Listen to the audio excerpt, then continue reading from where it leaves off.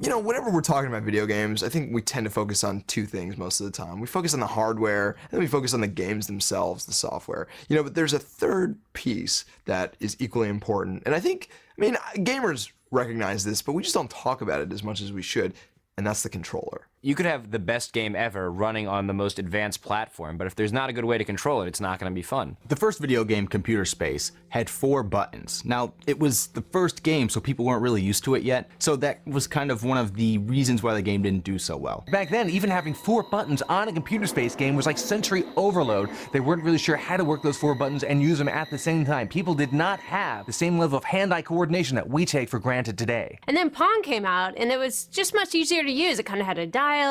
It was just much more intuitive for people. Computers aren't really popular yet. People aren't really familiar with buttons, so knobs are kind of a little more common and a little easier to interact with. So that's why Pong really caught on, because it was a game that was simple enough where people could just move back and forth, have fun, and not think about how they're interacting. And then by '79, Asteroids came out, and that actually had the same kind of 4-button layout as Computer Space did, but by then people were ready for it, and it was actually a huge hit. Long before joysticks and buttons were standard, every game had its own controls, be it a knob, some sort of trackball, a light gun, a wheel.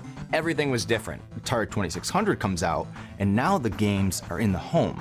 So now you have 100 different cartridges. You can't have 100 different controllers to really interact with the system. You need one all-purpose controller that can play every type of genre, which introduced the joystick.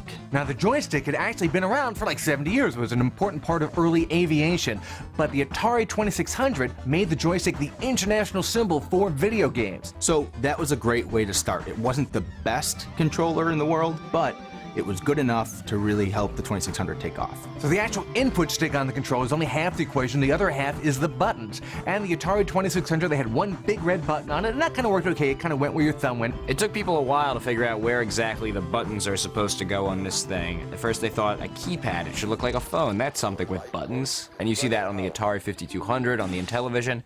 It's obviously not correct. The problem with these square number pad style controllers is you can't look at the screen and just use your hands without seeing what they're doing. You have to really pay attention to what's going on. When people don't notice the controllers, that means that they're really doing their job. It's kind of a seamless integration because you're not thinking about what you're doing. It's just coming naturally. The Intellivision controller had a disc you moved like this, and then all these buttons that were kind of laid out, kind of like an iPod mixed with a phone, but not nearly as good as an iPhone. So when Nintendo came in and wanted to reinvent the home console market with the NES, they said, hey, you know what? We got to reinvent the controller also. We have to make a clean break with the past. So what did Nintendo do to reinvent the controller? Well, they looked at the Game & Watch series. There was these little boxes that you play one little game on, and one of them was Donkey Kong. Donkey Kong on the Game & Watch had a D-pad, and the D-pad allowed Mario to move up, down, left, right.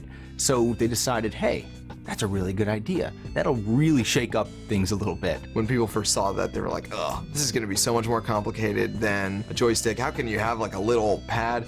As soon as people got their hands on it, it was immediately recognizable and understandable. The same year that Nintendo came out, Atari was coming out with the 7800, which stuck with the joystick.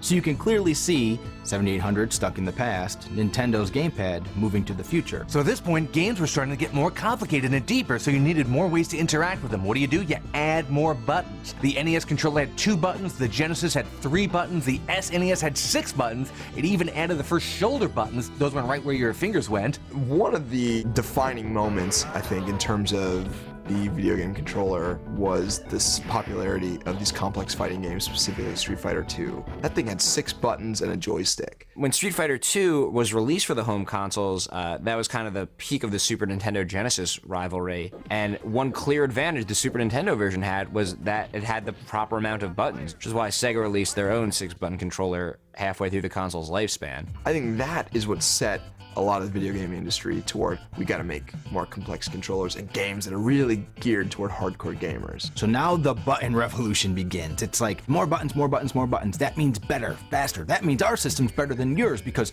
we have more buttons. So the Atari Jaguar attempted to solve the button problem, but they did it by bringing back that old square keyboard style. But again, our hands are not waffle irons, and that just didn't work. By the Jaguar having a gamepad like Coleco or Intellivision, you're resurrecting a failed experiment. It didn't work then.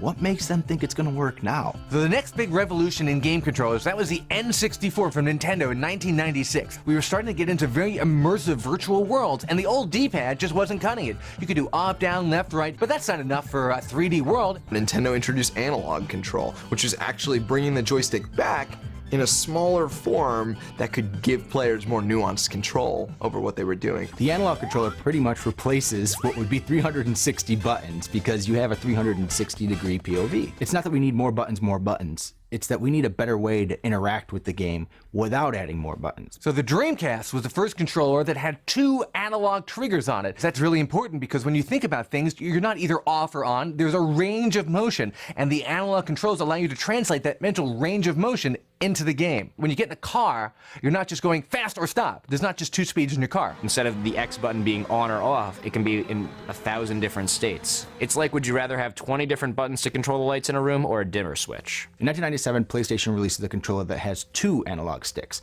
So now you can have that same movement 360 degrees with both thumbs. Now that allows you to have first-person point of view, move one way on the XY axis and move the other way on, the Z axis. And this 2 analog input device becomes the norm. Eventually, they realized that controllers didn't have to just send information to the TV could send information back to the controller, and they invented rumbling in games, force feedback. The things happening on screen would sometimes shake your controller. So it's now keeping them in the game even more because when you get hit, you're like, whoa.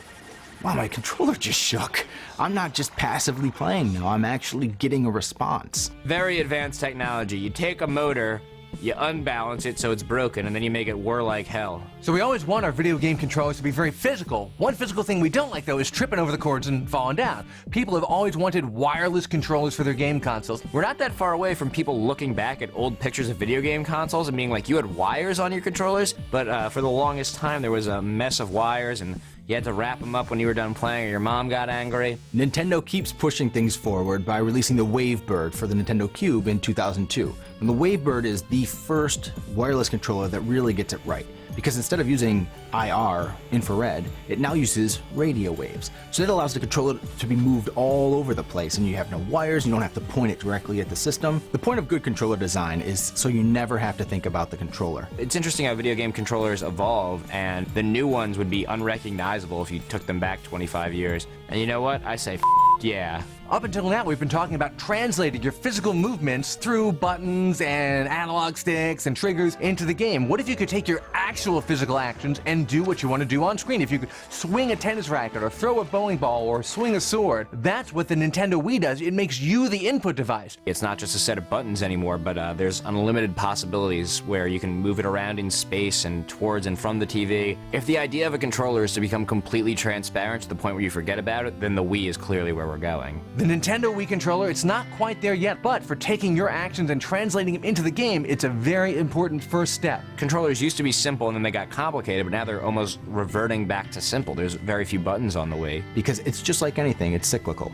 There are times when it was really simple with the joystick, got really complex with, Dreamcast, and then it starts coming back down, and the Wii now is in the low spot where it's very simple to interact with. There's always been this sort of tension between simple control and complex. I mean, you can look at it from the very beginning, right? It's consistently swung back and forth. And as control schemes have veered toward the simple, they've actually brought in new players. As they veer to the complex, they actually get already engaged players engaging in new ways and in more ways. The 360 controller, for example, is meant for people who grew up with video games, who now know how to play and navigate all these buttons. On the other hand, you've got the Wii, which basically all it requires is you to move a wand around with nothing else at its simplest, which is accessible to anyone from senior citizens to like 6-year-olds. It's almost a completely different thing. It's like, how do you compare something like Gears of War to like Wii Sports? It's they're so incomparable. Like that, to say you're into games now, you have to specify. Like you wouldn't say you're into movies, you say you're into action movies, and I think that's kind of where we're going. I enjoy watching it all evolve. Like I like sitting back and seeing like, wow, where are these things gonna go? You know, there's definite arguments that being simple is better and being more hardcore is better. It's just the type of gamer you are.